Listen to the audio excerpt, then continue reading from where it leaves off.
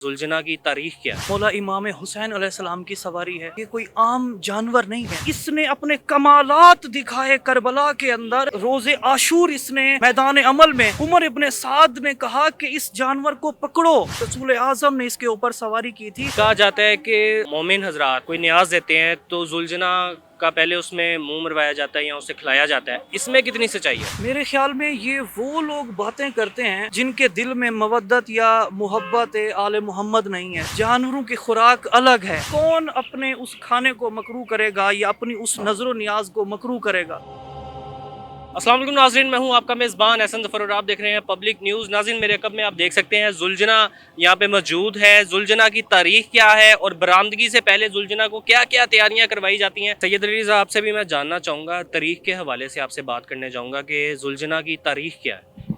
देखें, जुलजना जैसा कि मौला इमाम हुसैन अलैहिस्सलाम की सवारी है, तो ये कोई आम जानवर नहीं है। इसकी तारीख़ के हवाले से मुख्तलिफ़ हवाले हैं। बाज़ रिवायात के मुताबिक जुलजना एक फ़रिश्ता है, बिल्कुल उसी तरह जैसे हिजर अस्वद है, और इसको करबला का ऐनी शाहिद बनाकर भेजा गया है। कुछ रिवायात के मुताबिक ये जुलजना उस नस्ल के जानवरों में से है जिस नस्ल के जानवर हज़रत इस्माईल अलैहिस्सलाम के पास हुआ करते थे। बाज़ रिवायात कहती हैं कि ये उस नस्ल के जानवरों में से है कि जिस नस्ल पर जद्द अमजद हज़रत इब्राहीम अलैहिस्सलाम फ़लस्तीन से सवारी करके मक्का आए थे। जुलजना का जो असल नाम था वो क्या था भाई? अरब में एक कल्चर था, जैसे आज हम गाड़ियाँ लेते हैं, गाड़ियों के नाम होते हैं, उनके पूरे ब्रांड्स, उनकी वो सारी चीज़ें। अरब में भी एक कल्चर था, यहाँ भी जानवरों के नाम हुआ करते थे। जब रसूल आज़म कोई जानवर ख़रीदते थे, उसका नाम पसंद नहीं आता था, तो आप सल्लल्लाहु अलैहि वसल्लम उसका नाम बड़ा बेहतर करके रखते थे। ये जुलजना जब रसूल आज़म सल्लल्लाहु अलैहि वसल्लम ने ख़रीदा, तो आपने जब इसका नाम पूछा तो मालूम हुआ इसका नाम है अस्सकब। फिर आपने इसका नाम मुर्तजिज़ रखा। फिर ये जुलजना की ख़ास बात ये थी, वैसे तो इन जानवरों की उम्र 20-25 साल 30 साल होती है, उसके बाद इनका मांस लटक जाता है, इनकी ताकत ख़त्म हो जाती है। पर रसूल आज़म का ये मौजज़ा था कि आप सल्लल्लाहु अलैहि वसल्लम जिस भी घोड़े के ऊपर सवार हुए हैं, मौला अली अलैहिस्सलाम फरमाते हैं ज़िंदगी भर ना तो कभी वो बूढ़ा हुआ है और ना बीमार हुआ है। और इसके मौजज़ात भी अलग हैं जो रसूल आज़म सल्लल्लाहु अलैहि वसल्लम की सवारियाँ थीं। जुलजना के बारे में, जुलजना इसका नाम उस वक्त रखा गया जूँ ये परवान चढ़ा और रसूल आज़म की सवारी में आया, तो ये तैरता था, यूं दौड़ता था जैसे समंदर की लहरें हों, अपनी नज़र की रफ्तार के मुताबिक ये दौड़ता था।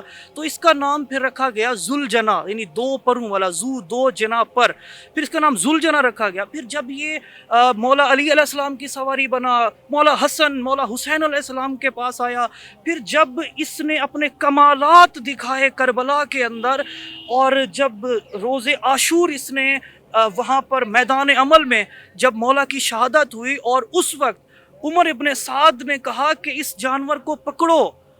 उस बदबख्त ने रसूल की अहले बैत को नहीं देखा, कहा इस जानवर को मत मारो। जब जुलजना तीर खा रहा था, इस जानवर को पकड़ो, मैंने देखा है कि रसूल आज़म ने इसके ऊपर सवारी की थी, ये कोई आम जानवर नहीं है। तो इस जुलजना ने मैदान करबला में भी जंग लड़ी। बाज़ रिवायात कहती हैं कि इसने 30 लोगों को वसल जहन्नम किया, बाज़ कहती हैं कि 40 लोगों को वसल जहन्नम किया। तो इसके लिए मुख्तलिफ रिवायात हैं। ये तासीर है ज़िक्र मौला इमाम हुसैन अलैहिस्सलाम की। ये एक ज़िंदा मौजज़ा है कि आज भी जब जुलजना की शबी बनाई जाती है, तो ये जब इसकी बरामदगी होती है, जब ये वहाँ पर जाता है, तो आप देखते हैं कि इसके ऊपर वो गम की सी कैफियत तारी होती है, इसके ऊपर वो एहतराम की सी कैफियत तारी होती है। इसको ये एहसास होता है कि आज मैं एक शबी हूँ, और आज जो वाक़या करबला, आज जिसका एक ज़िंदा मौजज़ा आप देखते हैं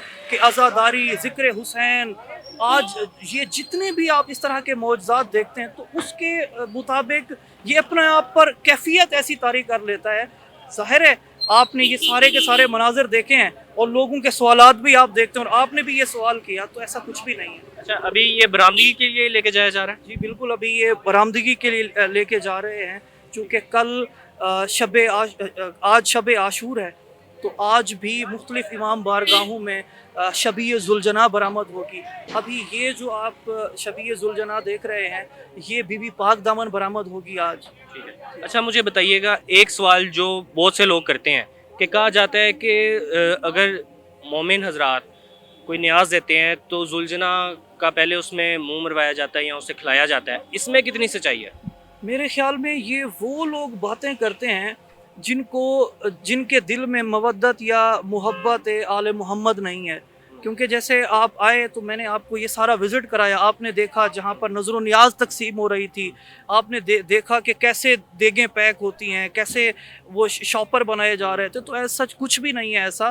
آپ دیکھیں کہ جانوروں کی خوراک الگ ہے، ہماری خوراک الگ ہے، اور یہ جو نظر و نیاز کا اہتمام کیا جاتا ہے یہ جانوروں کے لیے نہیں ہوتا، یہ انسانوں کے لیے ہوتا ہے. تو کون اپنے اس کھانے کو مکروہ کرے گا یا اپنی اس نظر و نیاز کو مکروہ کرے گا؟ سائز کیا ہوتا ہے اور محرموں کے دنوں میں کوئی خاص حفاظت کی جاتی ہے ذوالجناح کی؟ جی بالکل، محرم کے ایام جیسے شروع ہونے لگتے ہیں تو اس کی لک آفٹر کی جاتی ہے. ویسے تو ذوالجناح ایک مختص کیا جاتا ہے کہ اس سے زندگی میں کوئی کام نہیں لینا، نہ تو یہ مال برداری کا کام کرتا ہے اور نہ ہی یہ دیگر جانوروں کی طرح گھوڑوں کی طرح کوئی کمرشل کام کرتا ہے، کوئی بوجھ اٹھاتا ہے. کیونکہ یہ وقف ہوتا ہے کہ اس کو شبیہ امام حسین علیہ السلام کے لیے ہم نے پالنا ہے، تو اس کے لیے اس کی لک آفٹر کے لیے بندے ہوتے ہیں جو اس کو روزانہ باقاعدہ سیر کرواتے ہیں. پھر اس کے لیے اس کی خوراک کا خاص اہتمام کیا جاتا ہے، چونکہ اس کو ایک نسبت سے اس کو پالا جاتا ہے. ایک نسبت ہے کہ اس کی جو نسبت ہے وہ نواسہ رسول کے ساتھ جڑی ہوئی ہے. بہت شکریہ آپ کے وقت کا. جی ناظرین، میرے ساتھ سید علی رضا موجود تھیں کہ گفتگو آپ نے ملاحظہ کی. اس کے ساتھ ہی اپنے میزبان احسن ظفر کو دیں اجازت. اللہ حافظ.